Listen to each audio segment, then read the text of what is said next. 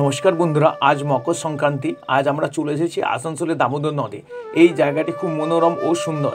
এখানে ভূতনাথ অর্থাৎ মহাদেব, মা কালী ও অন্যান্য দেবদেবীর মন্দির আছে। এই নদীটির উপর দিয়ে দুটি আপ ও ডাউন রেল লাইনের ব্রিজ আছে। এই দৃশ্যটি খুব সুন্দর দেখতে লাগে, আর ব্রিজের উপর দিয়ে ট্রেন গেলে সেই দৃশ্যটি আরও সুন্দর হয়ে ওঠে। আজ এখানে অনেক শ্রদ্ধালু এসেছেন, তারা এই নদে স্নান করছেন, অনেকে এখানে পিকনিকও করছেন।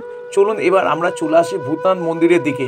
আজ এখানে খুব ভিড়, ভিতরে ঢোকা যাবে না, কারণ আমার সাথে আমার 8 বছরের ছেলে ও ভাইপো আছে। এবার আসি মন্দিরের বাইরে বসে থাকা গরিব দরিদ্রদের কাছে।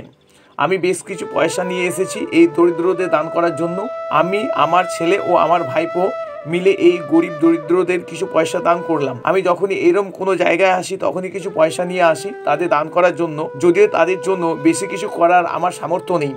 তারপর আমরা খাওয়া দাওয়া করে বাড়ি ফিরলাম। বন্ধুরা, ভিডিওটি যদি ভালো লেগে থাকে তবে অবশ্যই লাইক ও সাবস্ক্রাইব করবেন। ধন্যবাদ, নমস্কার।